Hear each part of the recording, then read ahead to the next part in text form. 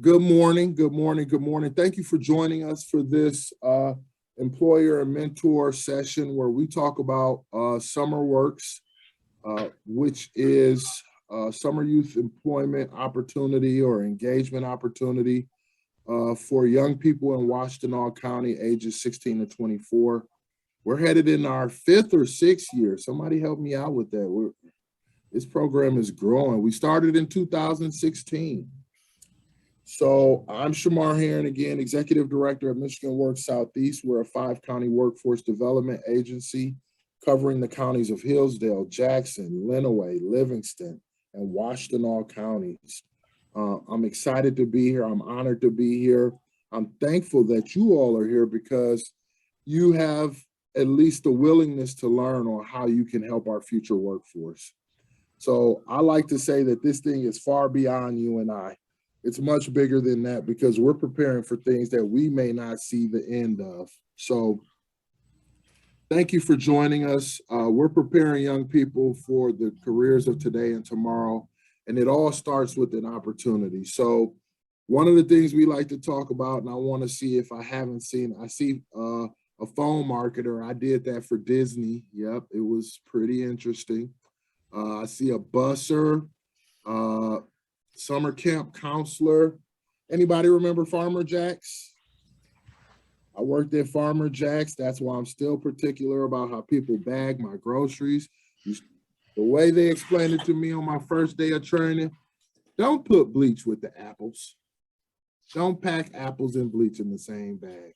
And I said, I got it. So we're going to get going here. We're going to do a quick overview. I'll tell you a little bit about the history of the program. Then we're going to get into why summer youth employment. We'll talk about some of the logistics. We'll get into some of our partners. Then we're going to have a couple breakout sessions. Then we're going to start to wrap this thing on up, right? So just know you'll feel us moving at a certain clip. That's because we respect your time and we want to be mindful of it. So if you give me the next slide, I'm going to get going. So back in 2016, we knew it was time for us to start having a dedicated, very deliberate way of working with our young people to give them opportunities to explore careers. And we had 50 young people. It was great. It was hectic. We were all over the place trying to figure this thing out. And at the end of it, we said, whew, this was awesome, but we need more. We need to be doing more. And the University of Michigan stepped up through Poverty Solutions and just really came in and provided in 2017 a partnership that has grown every year. And that's hard for me to say anything positive about the University of Michigan because I did go to the Ohio State University. And if you got a problem with me, we can talk later. But the enjoyment that I've had from working with this University of Michigan team is unparalleled. Some of the smartest people, they brought new ideas, they brought some additional resources, and they brought a component of us to be able to research whether or not our work is going well. So awesome program thus far. It's like I talked about a little bit earlier, we're working with all young adults ages 16 to 24 living in and around Washtenaw County. That's one of the primary eligibility pieces, if not the eligibility piece. We didn't want to focus on young people's grades. We didn't want to focus on some of the other factors that different programs tend to lean towards because we wanted this experience to touch as many young folks as possible. The jobs are also usually located in Washtenaw County and at the University of Michigan, but when COVID hit, we did make some exceptions because we had to transition into a virtual world. So physical location didn't matter as much, but we're getting back into placing our interns in physical locations. So we had to go back and forth, and we're trying to get back to a little bit of what we remember as normal, but under this new normal, we're going to have a hybrid approach. And why summer youth employment? It's the opportunity to build networks, leadership skills, professional experiences. We each were given an opportunity our first opportunity, and that's what led us to where we're at right now. So we have to continue to pay it forward to the young people of this generation. And it prepares young people for futures, careers, and whatever's next in their life.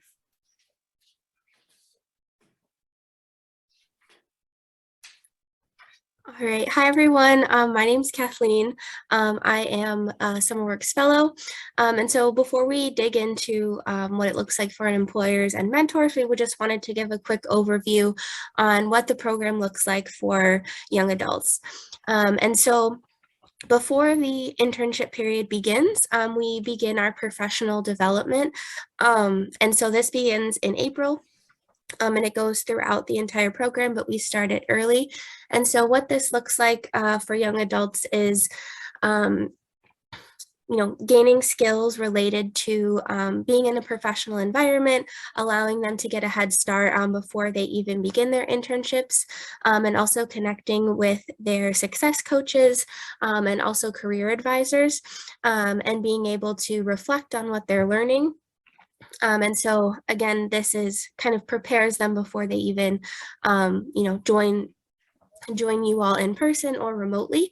And so our goal is to offer an internship to every young adult in the program. And so again, that employment period is June 13th through August 19th, which is the same period for mentorship as well.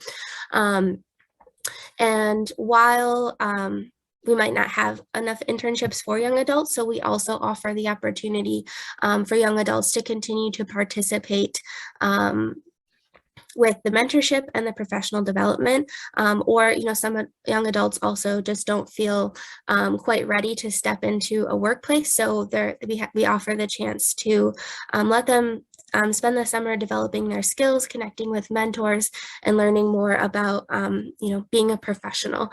And so and our goal at the end of the summer is for them to have built a professional portfolio. And so this looks like resumes, having conducted an interview for an internship or a mock interview. They've had some time to explore different career interests with their mentors or with our recorded career speakers. We also have them develop the LinkedIn and, build a professional network through their internships, through their mentorship, and through the program. And so at the conclusion of the program, they have this professional portfolio that they can take with them moving forward. And I'm going to pass it over to Zoe.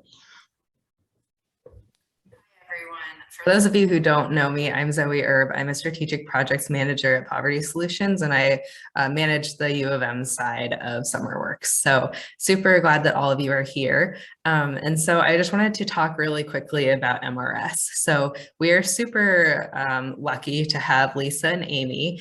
They work with individuals with disabilities, and we're really proud to have a diverse group of young adults in the program. And so we partner with Michigan Rehabilitation Services to make sure that the program is as inclusive as possible. And we want to make sure that you all know that MRS doesn't just work with young adults, they also work with employers. So if you have any questions about how to make your workplace more inclusive, they are more than happy to work with you. They're also happy to work on any issues that you might be having with young adults or anything like that. And so they are both here to support you. Lisa currently is on a long-term leave, but she will be back, I'm hoping pretty soon here. So just please feel free to reach out to them directly, and we'll be sending you these slides after. And Lisa would also want me to remind you all that they also support folks with temporary disabilities. So, even if it's something like, I broke my ankle, which I did in 5th grade, falling off a bus. So she wanted me to remind you all that, if there's anything like that, they're also standing by. So, all right, we are actually going to go into breakout rooms. How about we get started? And what I want to do is, I found a really good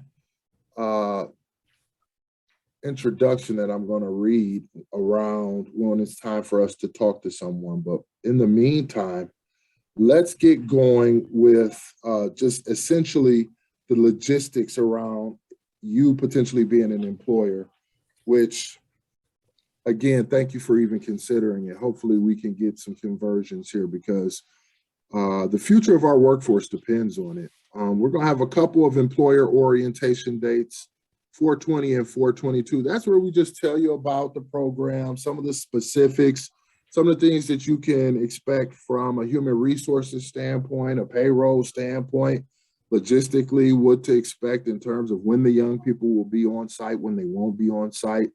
While you're doing that simultaneously, we're preparing our young people. So you're not just going to get some kid we snatched up off the street and dropped into your place of business. No, we have 6 to 8 weeks of preparation. Some people call it soft skills, executive skills. I like to say essential skills, where they learn to show up on time, dress appropriately, handle conflict, communicate effectively, both written and oral. So you're not just going to get a green young adult coming into you. They've worked with us, and in particular me. I'm a stickler about the young people showing up prepared to work, listen, and learn, because we need to perpetuate this program. I tell them, don't you want your little brothers and sisters in this program? It depends on how you perform. So give your best shot. So they hear from me, and I get on them pretty tough, but they love it because they know I care. Then you're going to have an interview day where we're going to bring the young people in, and you all are going to be able to engage. This is why your job descriptions are vitally important, because the young people are going to get those job descriptions, and they're going to start to say, what are my interests and how do they align to these job descriptions? And those are the businesses that they'll interview with. I won't get into that too much because I think somebody else is going to cover it a little bit more. I can share a little bit about that. Okay, go right ahead. Yeah, so the interview day will be virtual this year, but in the past it's been a whole week and we've kind of scheduled virtual interviews, but we are going to just try to condense it into one evening. So this is a Tuesday and it's going to be in the evening, and it gives you a chance to get to know some young adults, and some young adults will get to know about what you're doing and the work that you do, and then following the interview event, you'll have a chance to rank interns that you're interested in, and interns will have a chance to rank what internships they're in, and then our program staff will make matches based on those mutual interests. And we do our best to make the best matches possible. And if there's any feedback that you have about that, we do our best to address it. And it just gives everyone hopefully the best case scenario. And then the employment period, as we mentioned earlier, is June 13th through August 19th. And so typically, this is 20 hours a week, but technically interns have to spend a minimum of 16 hours a week with you all. And then 4 hours is professional development training, as Shamar was mentioning. And that is on Fridays from 10 to 2. And so, we really like to see this as an investment in your intern. And so we do require that time be paid. Interns also have the ability to work more than that 16 hours if you have the financial means to provide that, and it works with your intern schedule and their time availability. So it can be more than 16 hours a week, but we ask that it's 16 hours minimum, and then plus 4 paid hours for professional development. And the pay rate is $10 an hour. If they have not graduated high school or gotten their GED, and it's $12 an hour if they have. And for 16 hours or 20 hours a week throughout the summer, this equates to about $2,000, $2,400 throughout the summer. And so we also have some funding available. So if you're a little worried about meeting this rate, if that's something that you're interested in, we're happy to meet with you and talk about options that are available. And if you have already applied, you can just email us. And if you haven't applied yet, you can indicate that on your application that you're interested in additional funding if it's available. So Shamar, did you have anything to add on any of those points? The only piece that I would encourage you all to do is write a clear, concise, and compelling job description. So these just imagine if any of you have someone in this age range, 16 to 24, they're going to read it and they're going to be super judgy. So put your best foot forward in terms of what you put down. Try and make it, even if they're sweeping the floor, make them an environmental specialist and explain some of the other aspects of what they'll be doing, because you really, it's competitive. And our young people are uber, they're cerebral. They're thinking about it inside and out. Is this something I like right now? It could potentially grow to like. So just be mindful as you're writing your job description, because we have some keen young people and they dig into it. So just FYI. Yeah, and I actually will be talking about that in a little bit, and I have some resources to share and kind of the next steps component. But right now, I'm gonna again have Shamar introduce our guest. So I found some information on Megan. She brings over 2 decades of consulting, instructional design, and project management experience to her team. Not only does Megan facilitate the Llama and instructional design workshops, but she also supports clients with project kickoffs to make sure each project has clear direction. So it sounds like she's a phenomenal leader. She is devoted to delivering outstanding work to clients and creating a top-notch work environment based on trust, flexibility, compassion, and fun. Megan gardens, hikes, and plays ice hockey in her spare times. Megan of Torrance Learning, how are you this morning? I'm doing good. How are you, Shamar? I am fantastic. Thank you so much for joining us. Absolutely. Absolutely. All right. So I think I understand that you're going to tell us a little bit about who you are, what you do. Then we're going to open it up for some questions from the audience, and then we'll go from there. Sounds good. Sounds good. So hi, everybody. And happy Friday.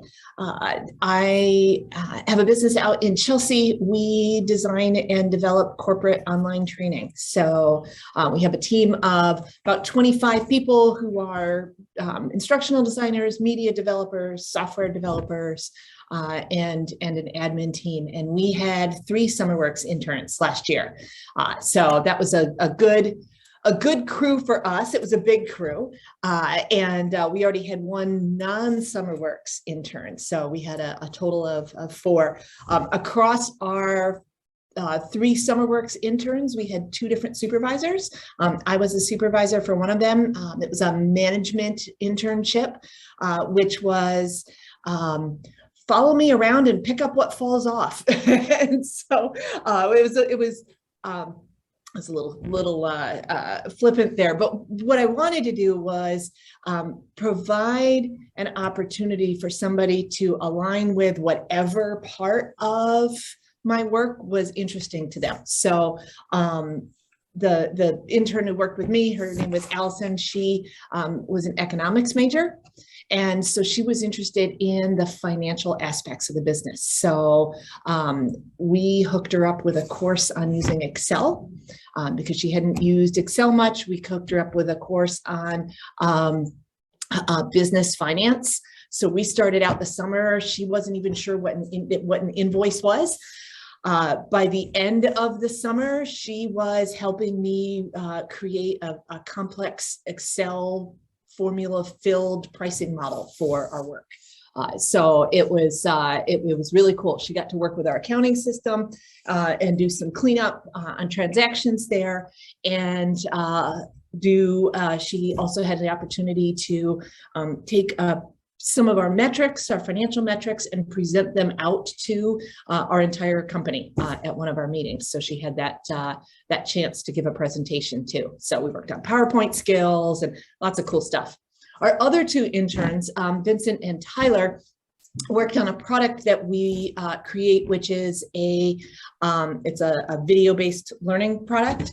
And so they got to learn about video editing as well as the topics that they edited. So it's kind of a cool meta way of doing things.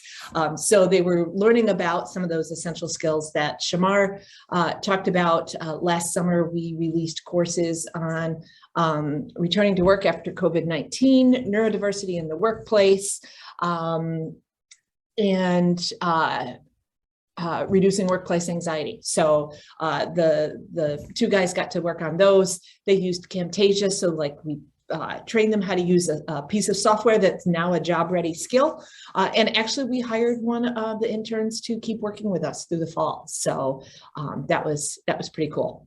We also did every week I had what I called intern jam session.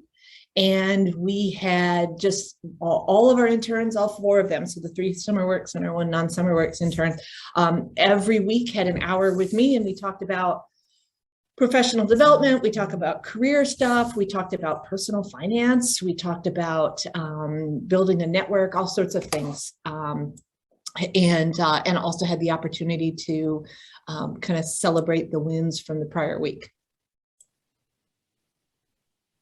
So it was a great experience. Love it. Great. It was great. Good.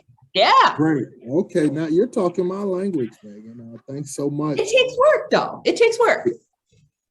But I think it's well worth it, right? Like this is, I call it civic minded work, right? Because again, you're working towards the greater good, right? It may not always have a direct impact on your bottom line, but it has the potential to grow and have that impact, right? Yeah, no, and I mean, my thing, Shamar, was that it's a fantastic way to give back to the community through our profession and to build careers and skills. Like I managed to have, my parents had really great connections, and I got really great internships. And if you don't have those connections, it's hard to get a job-related internship, which then makes it hard to get a job because you don't have any job-related skills. So this is amazing stuff. Yep, I'll agree. And as a student athlete, I had the same opportunity. They said, you're studying this, we're going to here's the 3 places you can potentially go. We wanted to open it up to the group here. I keep wanting to say audience. I emceed last night. So if there's anyone here in our virtual or meta world that wants to ask a question of Megan, now's your time. I have a comment. Megan, I love this chief energy officer. I think I'm gonna name myself the chief excitement officer or something. I love it. Go for it. So can you tell me a little bit about how you came up with that title? Just interested in kind of hearing your thought process, because I think it's excellent. Alina, it's hilarious. So we one summer, back when funky job titles were all the rage, sat around and we're coming up with job titles, and it was between chief energy officer and chief bottleneck. Oh yeah, no, you went with the right one. I love it. Thank you. Awesome. Thank you, Alina. Any other questions? Nancy, it looks like you took yourself off mute. No, I'm still here. Oh, okay. No question. But no questions. No, Megan did a great job. Oh, thank you. Okay, great. I have a question Anyone if nobody Okay. else does, but I want to give anyone else a chance. I do have a question, please. Debbie, help yourself. Okay, great. I'm curious about the interview day. Do employers get a preview of the resumes, and is there a schedule involved, or is it, just kind of a group setting? Can you give me a little more detail on how we are able to target candidates that we feel might be the best fit for our organization?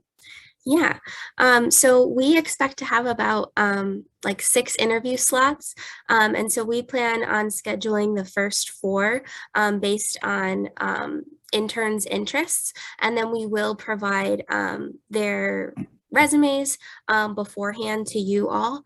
But then we want to leave the last 2 slots to kind of let youth have an opportunity for that, like to kind of explore maybe something that they weren't selected to interview for. And then also, that being said, but in terms of like using, I guess, kind of Shamar mentioned the job descriptions, I would use that as the best tool to be able to kind of recruit who you're looking for.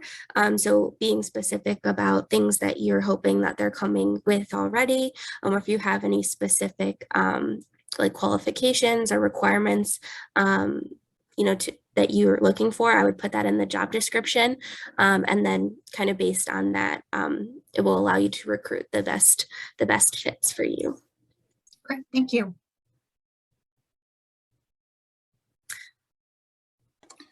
Can I ask another question, tagging along with that, about how much time is allotted per interview?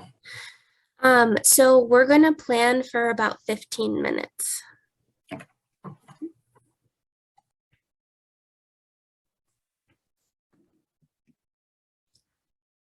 All right, real quick before we transition, Megan, I just wanted to go back to you really quick. Could you share maybe something like what you found most valuable about participating as an employer?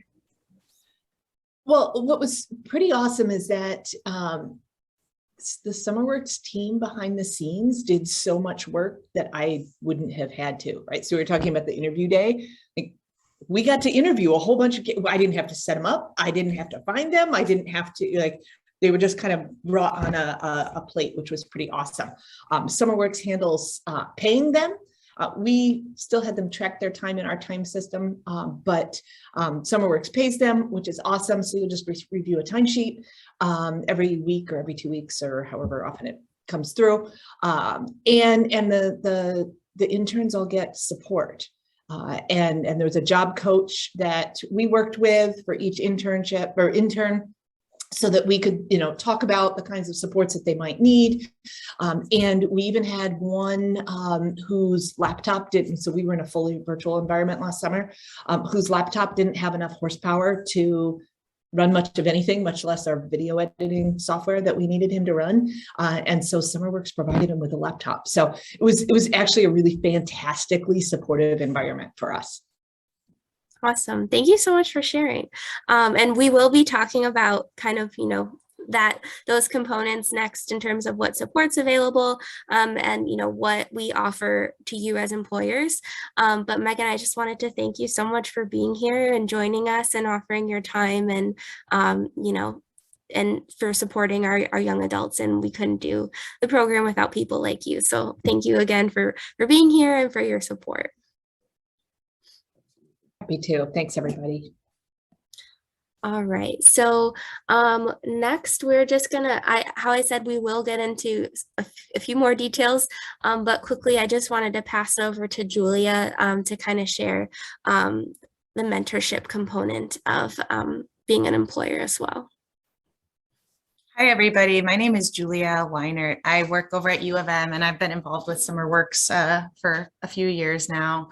And so I'm part of the administrative team with Shamar and Kathleen.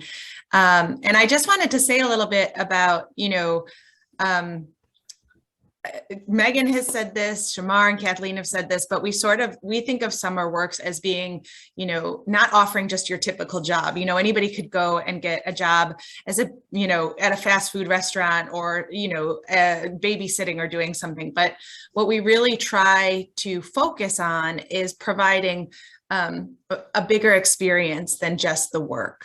And so part of what we like to sort of emphasize to employers who are interested in participating in the program is that they have an opportunity to offer mentorship to young people too. And that mentorship is like such an important part of any career experience. So I think probably all of us here even today are thinking of ways that, we want to grow in our careers. And that starts early with your very first job. And so part of what we do in our program is we provide resources to employers as well to help them think about ways of supporting their young people and helping to build their social capital and their professional networks. And many of you already have these resources, so we look to you for insights, and we're constantly thinking of this as a dialogue and an interaction. But if you don't have ideas and you're sort of, you're curious to learn what, to think about what you could do, we have an entire mentorship guide that we provide with questions that you can ask young people and ideas for how you can welcome them into your environment. and just things that you can do to leverage your social capital. So we'll actually be providing a professional development session for employers. It's optional, but you're welcome to join. And we've gotten really positive feedback from it, just about how do I create an inclusive environment for, you know, a new team member who's coming onto their first job, or, you know, what are some of the things that I can do to make sure that this person quickly feels like a member of our team, because, you know, we only have 10 weeks together. So we provide those resources, and we offer ideas and supports for you. And we really encourage you to think of yourself as more than just a supervisor, but as, you know, somebody that that your intern is looking up to, and who can sort of guide them and ask them questions and help them grow their, you know, help them on their career journey. Awesome. Thank you, Julia. And I put in the chat the link to our mentorship guide if you are interested. It's there. So I'm just going to talk a little bit about, you know, what we've been talking about in terms of what SummerWorks has to offer you all as employers. And so, as Megan and Julia and Shamar mentioned, that there's just a lot of built-in support for our young adults. And so I mentioned this earlier, but they have success coaches and career advisors who are recent grads, college graduates or grad students who are near peer advisors for the young adults to support them throughout the program. But they're also there to help you as well, you know, in terms of connecting with an intern and providing support to you all, navigating any challenges that you may have. We also have one-on-one check-ins, some optional, but at least one throughout the summer, just to see how your experience is going and if there's anything that we can do to improve your experience. But basically, they act as liaisons between you as employers and the young adults. We also have newsletters that we're switching to bi-weekly in terms of we've gotten feedback of weekly is too often, monthly isn't enough. So we're trying to respond to that feedback, but providing important dates and reminders and opportunities for employers to be involved. And as I mentioned, and also linked here and in the chat, is our mentorship guide.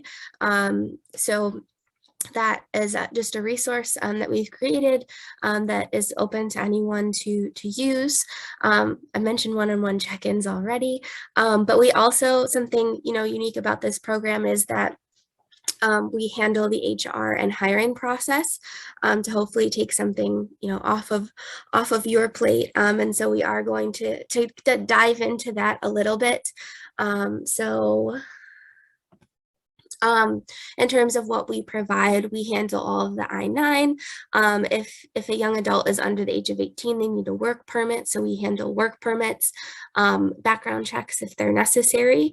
Also, if you're a U of M employer, you know, we work with temp services to provide M cards, unique names, email access.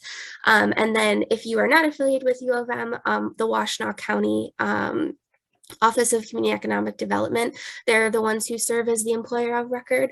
And so we have two support systems to be able to, you know, handle the I-9s and the HR and different things like that. And so this will be covered more detail if you choose to be an employer at employer orientation, but just kind of, if you do want to move forward in the next step, thinking like what you should think about.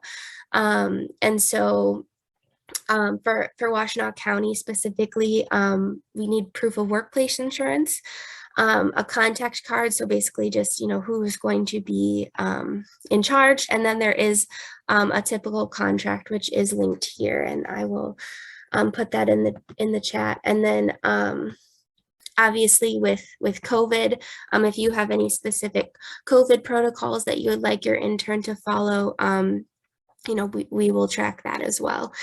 And so I'm gonna, Julia, do you have anything to add about the UM side of HR related things? I can just say, for those of you who are at University of Michigan, we'll use our sort of standard temp hiring process and we'll run it through central HR. So we'll sort of manage that. Your HR person doesn't need to do it. We have our HR person do it. And then we will just you'll get an email letting you know that your intern has been hired. They'll get their, standard password. And then what you'll need to do is just make sure to add this young person to your static group. So this is, maybe this is coordinating with your HR person, but you make sure you add the person to your static group.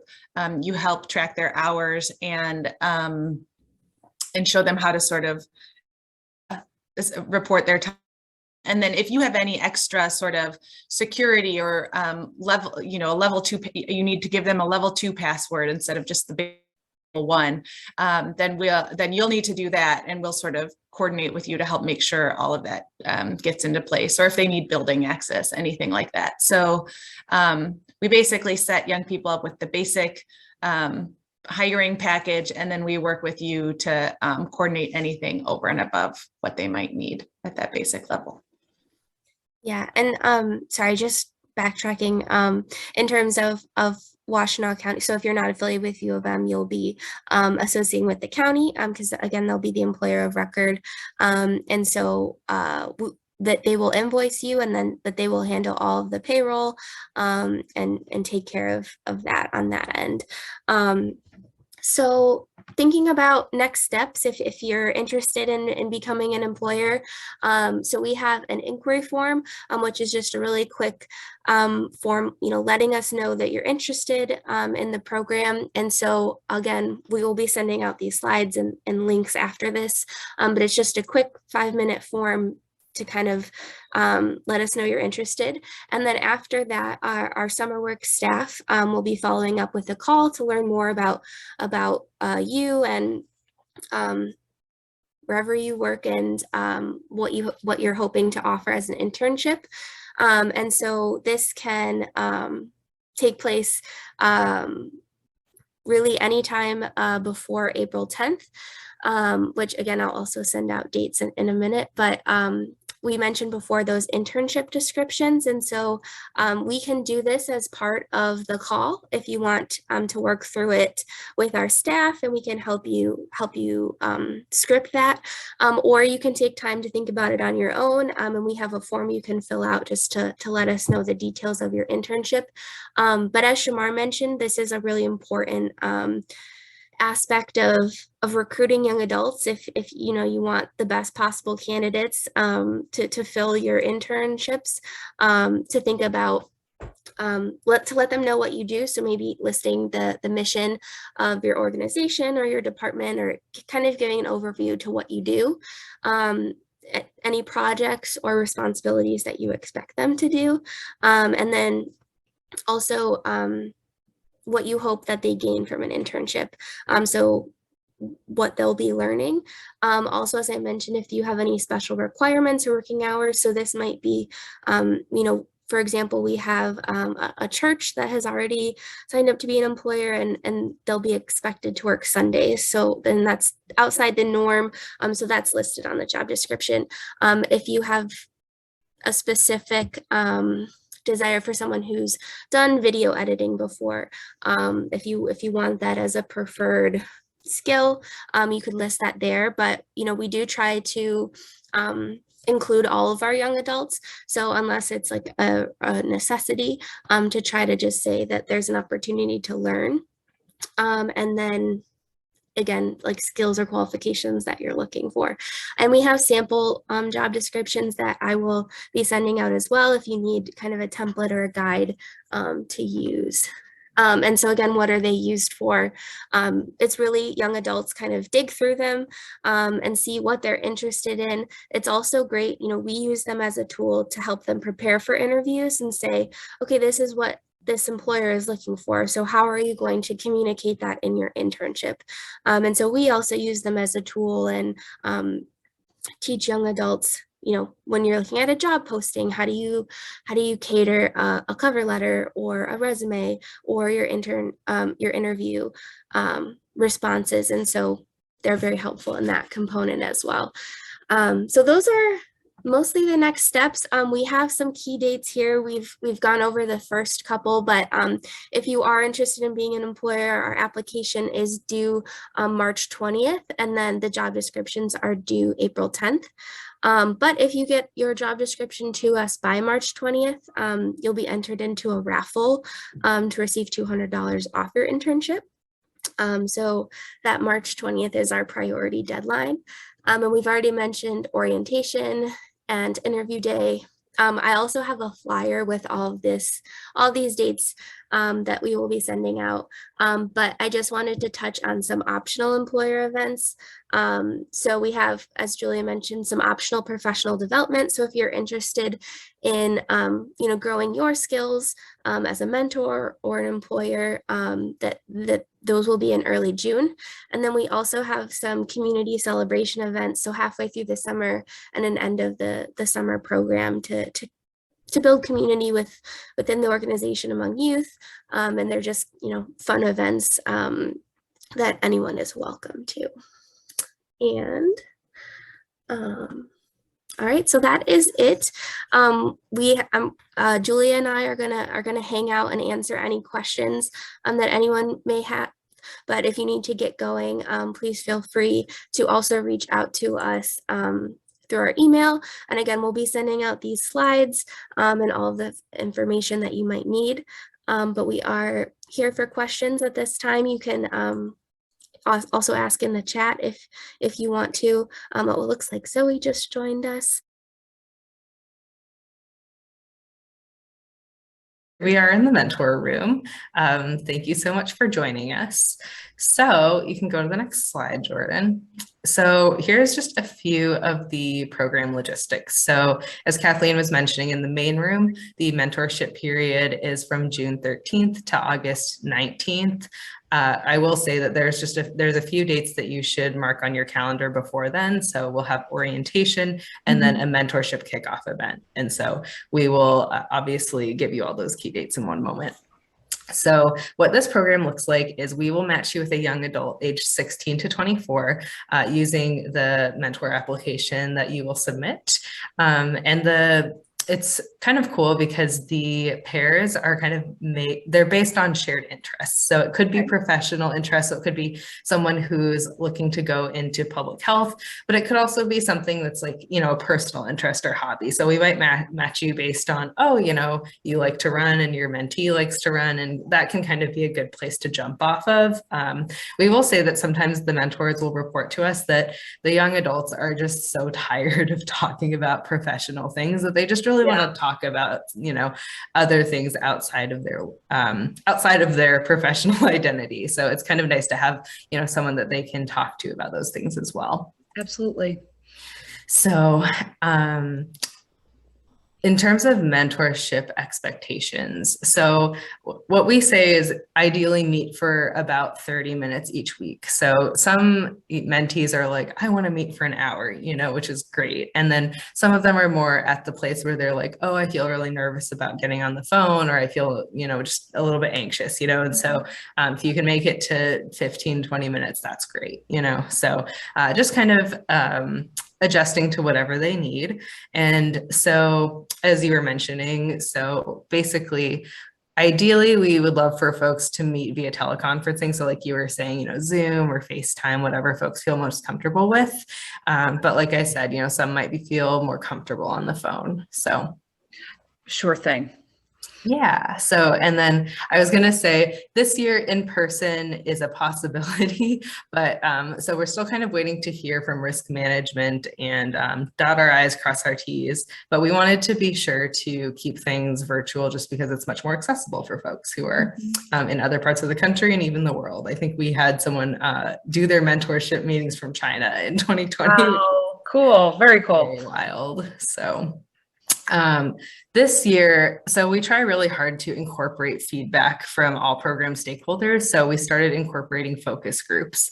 And so one of the suggestions from mentors last year was just to make sure that folks are kind of keeping track of their meetings. So what we are asking mentors to do is just once a month, sign off on kind of the mentorship meeting tracker. So the young adult will need to fill it out with all the dates and times that you're meeting. And obviously if they need to reschedule or if you need to reschedule, just updating that document and then kind of getting your signature on it. So just making sure that all of that is happening.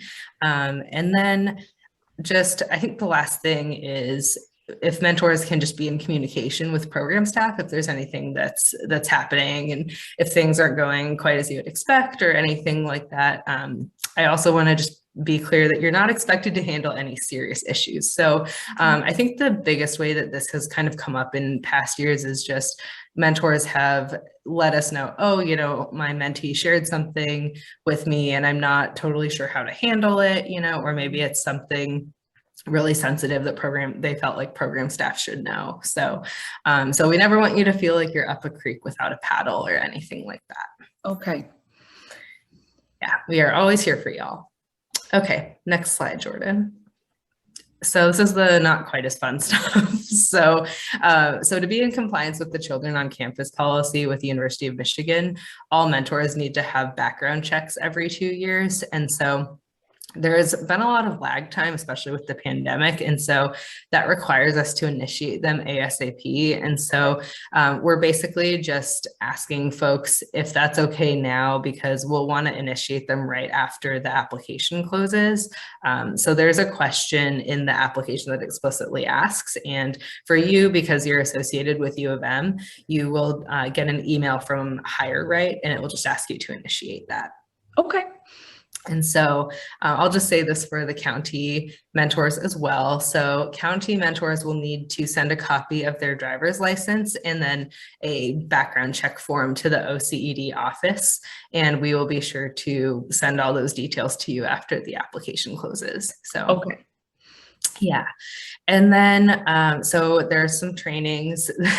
They must be completed annually, but they're only about 30 minutes, and it didn't take me too long, but we totally understand if you want to wait to see if you've been matched with a mentee. So that's why we have to initiate the background checks before you know if you've been matched. So that's a good problem to have, but in the past years, we've had more mentor applications than we've been able to accommodate. We do try and prioritize new mentors. So I will say that, but we do want to be transparent that there is a small chance that you may not be matched. So just wanted to make sure you know.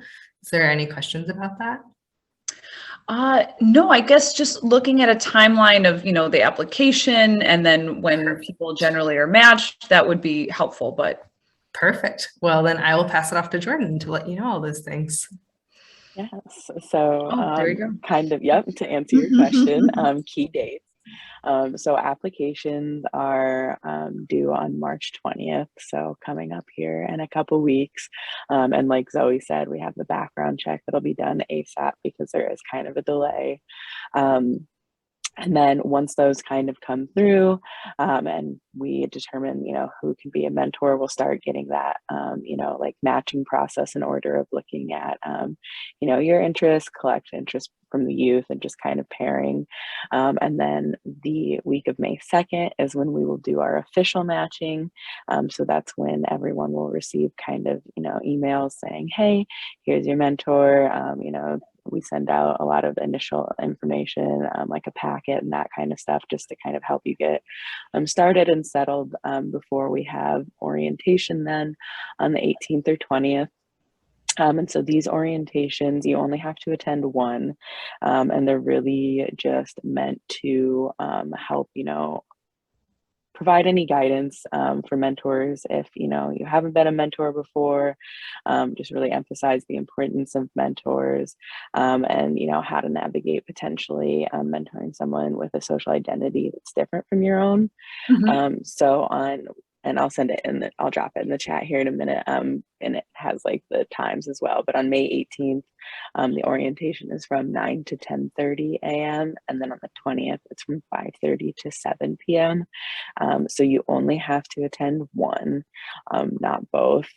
And then you will start your mentee introductions then after and late May or early June. So this is kind of, you know, after you start the orientation when we recommend kind of getting those initial meetings started, really, you know, getting the ball rolling as we start programming and, you know, our curriculum in June. And then in early June, we have an optional professional development session for employers and mentors. And so this is not only, you know, just an opportunity to, again, learn more about the importance of kind of your roles, but, you know, connect with one another and really develop and grow and learn, and, you know, just engage with other people in the program. And then June 7th or 9th, we'll have our mentorship kickoff. And so, oops. Wow. There we go. And so the mentorship kickoff will be virtual, so that, you know, we have mentors from everywhere so that everyone can attend. And they will both be at 6 p.m. and you only have to attend one again. But the one you attend will actually be based off which one your mentee can attend. So this will start lining up with our professional development sessions, which when we start the programming, we're doing it additionally remotely, and they have the option to attend either the Tuesday or Thursday based on their schedule for the first couple weeks. So it'll just kind of be in accordance with that. So you'll want to touch base. And then mentorship meetings officially start then June 14th. So again, just kind of like we said, late May, early June, kind of getting those introductions rolling and getting things set up so that way when June 14th does roll around, you're ready to go and kind of launch those weekly meetings. And then the mentorship runs through August 19th. And then obviously if you decide that, you know, afterwards you want to continue, that's something that you and your mentee can kind of discuss at that point. But that's, you know, the duration of our program. And then just some other important dates: July 13th, we have our midsummer celebration. So this is an in-person event, so potentially not as, you know, applicable for some of our remote people, but it is, you know, just an opportunity to really recognize the work of the students and what they've done so far, and everyone kind of come together. And then we have our end of program celebration also in person on August 18th. And again, that's just kind of an opportunity to wrap up the program, recognize the youth, all our partners, mentors, employers, and just kind of wrap up all the awesome things that have been going on over the summer. So that's a little bit about the key dates. I don't know, do you have any questions about any of the dates or anything before I kind of hop to the next section, Zoe? And like I said, I have a handout, so I'll drop that in the chat next. And we'll also like email it out that has all these like dates and stuff. Oh, so great. you don't have to like keep track of it. No, you explained it very clearly. Looks great. One thing I will say really quick before you keep going, Jordan. So in terms of staying in contact with your mentee and things like that, if they are a minor, that good old children on campus policy, we'll have to get another signature, I think, from the parent or guardian or something like that, just to say that, you know, oh, that's fine. So I just wanted to add that in as well. Okay.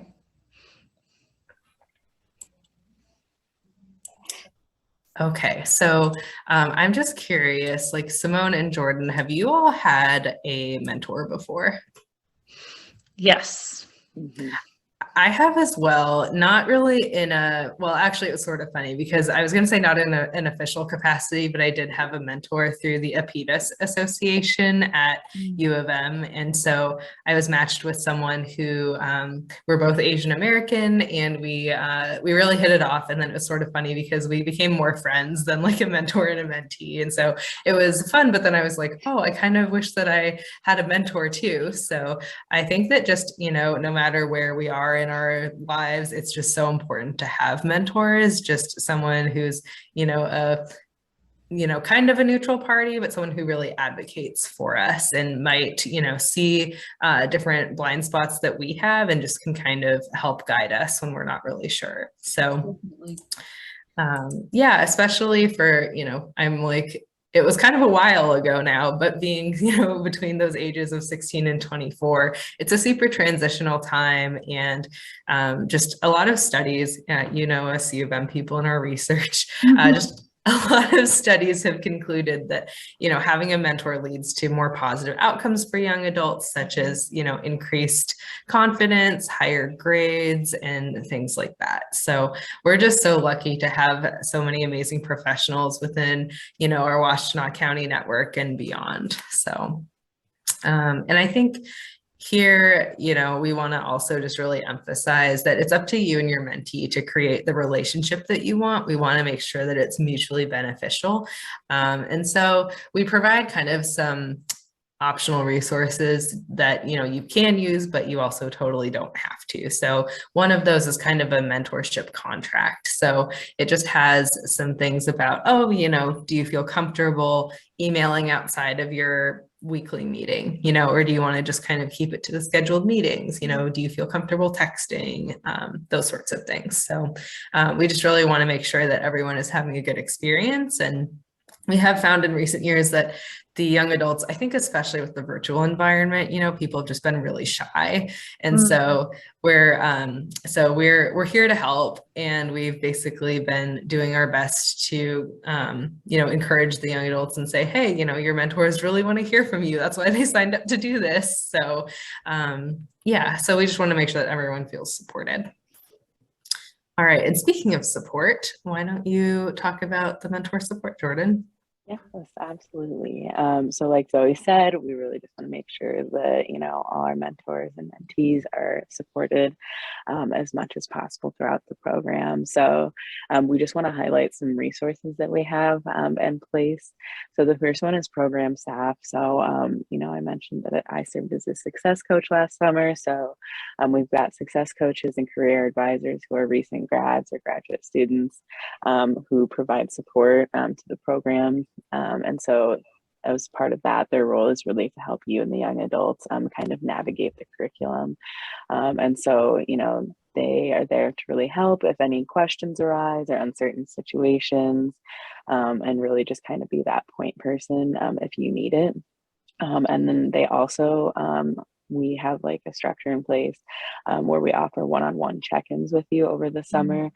So they'll check in with you periodically, you know, based on your, you know, needs or wants, and, you know, just sit, discuss, you know, what's going well, if there are things that, you know, maybe you want to improve or kind of, you know, work through, whatever it may be. They're just kind of, again, there as another, you know, backboard to listen to and help.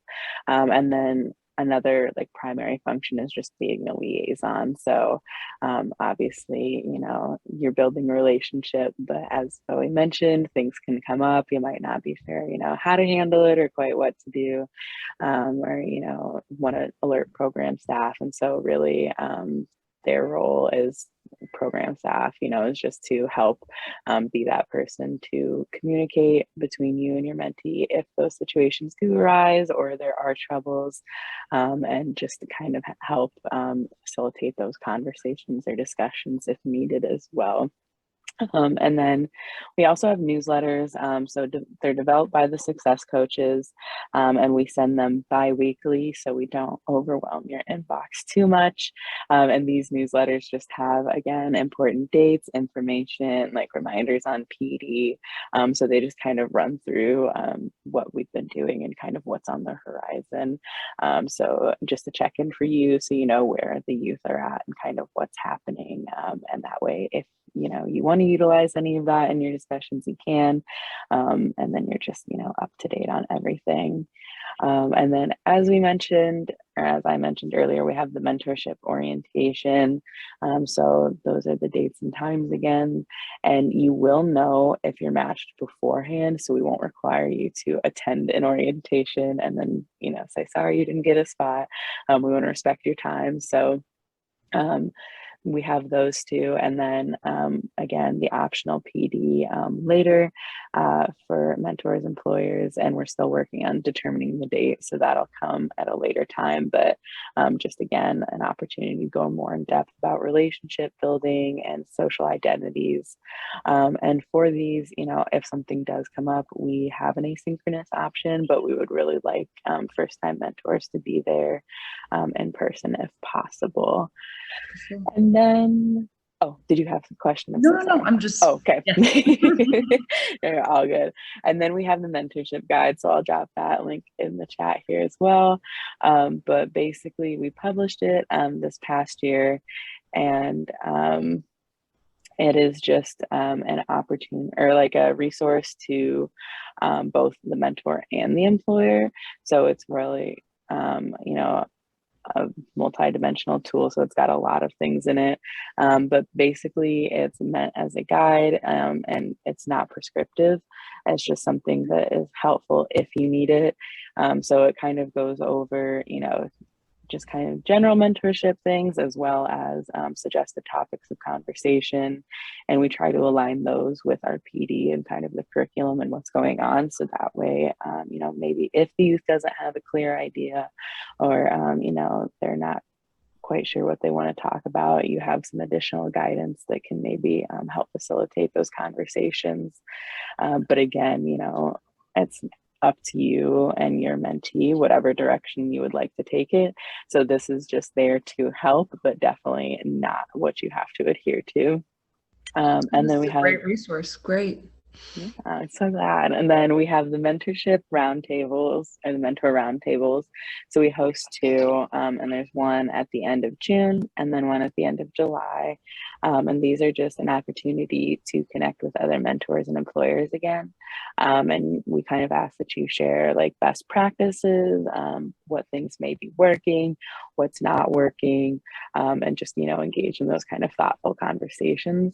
And then for those who want to be added, we provide kind of like a roster, a document of contact information at the end. So you can connect separately with individuals outside of that space if you're interested at all. So just kind of another networking and conversational space among mentors. And then like I said earlier, we have the one-on-one check-ins. So we provide those. So just a chance to sit down with a success coach and talk about how things are going throughout the program and if you need any support. And we offer, the scheduled like weekly, not weekly, but we offer kind of chunks of time, like we said, one earlier in the program and one towards the end for check-ins. But if at any time in between you need to like meet, that's again where that kind of program staff support comes in. We're always happy to help and always, willing to talk and kind of discuss as needed. But ultimately, like I said, we're just ongoing support is our primary goal for mentors and mentees. So, it doesn't sound like this is a totally new experience to you, but, for anyone, we're here to help. And, whether it's ideas or kind of navigating those tougher situations or topics, we just really want to make sure that everyone has a successful and positive experience. So that kind of wraps up what I have. Zoe, is there anything you wanted to add before we just kind of open it up? No, I don't think so. I think that was everything. So